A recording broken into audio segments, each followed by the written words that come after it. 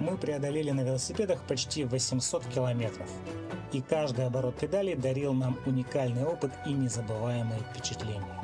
Местное население относится к велотуристам очень положительно, готовы во всем помочь, угостить вкусняшками, что-то подсказать и посоветовать.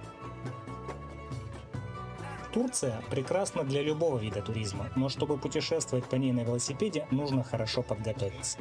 Залог успеха – подготовленный надежный велосипед, качественное снаряжение, опыт и, конечно, слаженная команда, в которой каждый выполняет свою роль.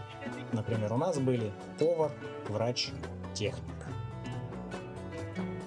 Самая распространенная поломка на маршруте – это проколы.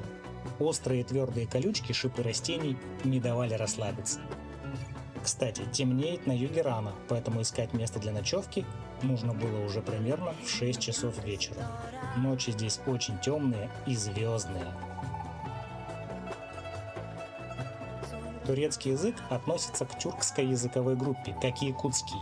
В общении с местными жителями можно использовать базовые слова якутского языка и понятные всем международные жесты. Получается этакая игра в крокодила. Из поездки мы привезли множество фотографий и видеоматериалов, но в первую очередь получили бесценный опыт путешествия по другой стране со своей культурой, обычаями и природой. А вот что касается природы, то в той части Турции, по которой проходил наш маршрут, было все.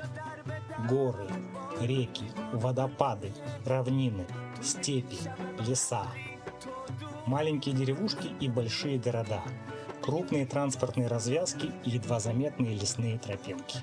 Множество природных достопримечательностей. А за каждым новым поворотом нас ждала удивительная красота и неизвестность. Что касается логистики, перевозить велосипеды в самолете можно в багаже, как спортивное снаряжение, в специальных чехлах. По прилету велосипеды собираются и можно отправиться в путь сразу из аэропорта.